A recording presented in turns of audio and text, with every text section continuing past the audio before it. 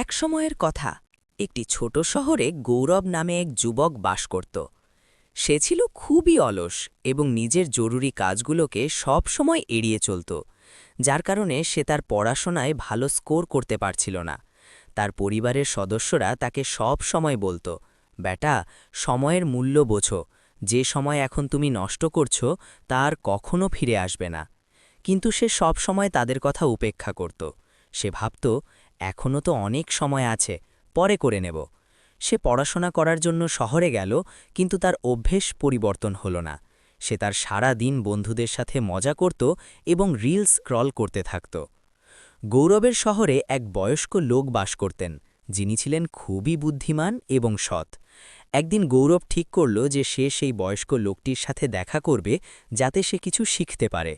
গৌরব সেই বয়স্ক লোকটির কাছে গেল। সেই বয়স্ক লোকটি গাছের নিচে বসে মেডিটেশন করছিলেন। গৌরব তাকে নমস্কার করল এবং বলল, আমাকে সাহায্য করুন, আমি জীবনে ব্যর্থ হচ্ছি। প্রতিবার আমার বন্ধুরা আমার চেয়ে এগিয়ে যায়, কিন্তু আমি সব সময় পিছিয়ে থাকি। আমাকে তাদের সবার চেয়ে ভালো হতে হবে। আমাকে বলুন, আমি এটা কিভাবে করতে পারি?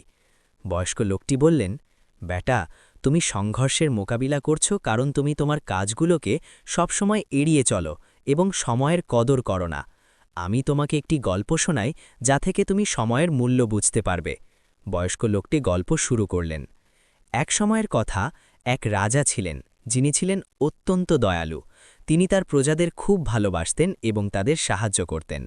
একদিন তার সাথে এক ব্যক্তির দেখা হলো, যে ছিল খুবই অলস এবং গরিব। তার কাছে না ছিল টাকা, না ছিল চাকরি, আর না ছিল সম্মান।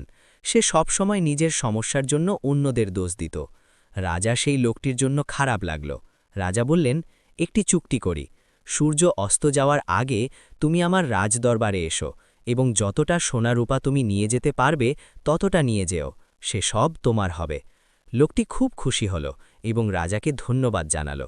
সে নিজের বাড়ির দিকে দৌড়ালো এবং তার স্ত্রীকে সব কিছু বলল। সেই ব্যক্তির স্ত্রীও খুব খুশি হল এবং বলল, যাও এবং জলদি সোনারূপা নিয়ে এসো। সেই ব্যক্তি বলল, আমি এখন যেতে পারবো না, আমি ক্ষুধার্ত, আগে আমাকে খাবার দাও। তাড়াতাড়ি তার স্ত্রী খাবার রান্না করে তাকে দিল। সেই ব্যক্তি খাবার ধীরে ধীরে খেল।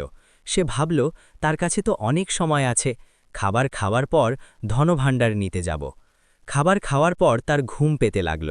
সে ভাবল, আমি এখন কিছুক্ষণ ঘুমিয়ে নিই, কিছুক্ষণ পর চলে যাব। সে ভেবেছিল যে সে অল্প সময় ঘুমাবে, কিন্তু সে 2 ঘন্টার জন্য ঘুমিয়ে পড়ল। যখন সে ঘুম থেকে উঠল, সে দেখল যে দেরি হয়ে গেছে। সে তাড়াতাড়ি কিছু ব্যাগ উঠালো এবং রাজদরবারের দিকে দৌড়াল। রাস্তায় রোদ তেজ ছিল, তার গরম লাগতে শুরু করল। সে ভাবল, কিছুক্ষণ গাছের নিচে বিশ্রাম করে নিই, তারপর সামনে এগোব। ওই সময় গাছের নিচে বাতাস বইছিল, যার ফলে তার আবার ঘুম চলে এলো। এবার সে 4 ঘন্টার জন্য ঘুমিয়ে পড়ল। যখন সে ঘুম থেকে উঠল, সে দেখল যে সন্ধে হতে চলেছে এবং সূর্য ডুবে যাচ্ছে। সে দ্রুত ব্যাগ নিয়ে রাজদরবারের দিকে দৌড়াল, কিন্তু যখন সে রাজদরবারে পৌঁছাল, তখন সূর্য ডুবে গিয়েছিল এবং দরজা বন্ধ হয়ে গিয়েছিল। সেই ব্যক্তি খুব দুঃখী হয়ে গেল। সে ধনী হওয়ার একটি ভালো সুযোগ হারিয়ে ফেলল, কারণ সে সময়ের মূল্য বোঝেনি। বয়স্ক লোকটি গল্পটি শেষ করলেন এবং গৌরবের দিকে তাকালেন। গৌরবের কাছে কোনো শব্দ ছিল না। সে নিজের ভুল বুঝতে পারল। গৌরব সেই বয়স্ক ব্যক্তিকে ধন্যবাদ দিল এবং বাড়ি ফিরে গেল। সে বুঝতে পারল যে সময় খুবই মূল্যবান, একে নষ্ট করা উচিত নয়। সেদিন থেকেই গৌরব নিজের লক্ষ্যগুলোর উপর কাজ করা শুরু করল। সে তার কাজ এড়িয়ে চলার অভ্যেস ত্যাগ করল এবং সে খুব প্রোডাক্টিভ হয়ে উঠল। কিছুদিনের মধ্যেই সে তার সব বন্ধুর চেয়ে এগিয়ে গেল এবং কলেজের সবচেয়ে মেধাবী ছাত্র হয়ে উঠল। এই গল্প থেকে আমরা এই শিক্ষা পাই যে সময় সবচেয়ে মূল্যবান সম্পদ। যদি আমরা একে ফালতু কাজে নষ্ট করি, তবে আমাদের কাছে অনুশোচনা ছাড়া আর কিছুই অবশিষ্ট থাকবে না।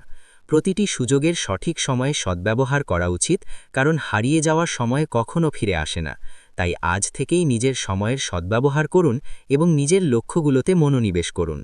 বন্ধুরা, যদি আপনাদের এই গল্পটি পছন্দ হয়ে থাকে, তবে দয়া করে একে লাইক করুন এবং আপনাদের বন্ধুদের সাথে শেয়ার করুন। যদি আপনি এই ধরনের আরও অনুপ্রেরণামূলক গল্প শুনতে চান, তবে আমাদের চ্যানেলটি সাবস্ক্রাইব করুন এবং বেল আইকন টিপতে ভুলবেন না, যাতে আমাদের নতুন গল্পগুলো আপনার কাছে সবার আগে পৌঁছাতে পারে।